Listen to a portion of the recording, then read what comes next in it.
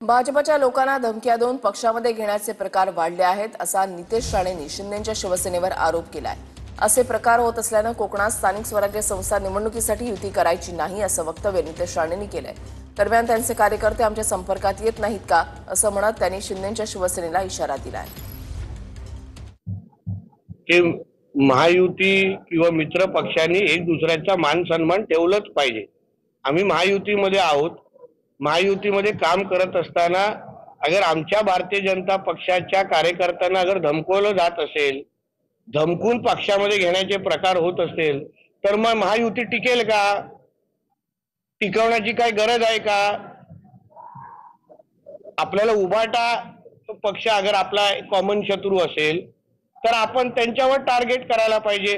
आमच्याकडे त्यांचे कार्यकर्ते संपर्कात येत नाहीत का?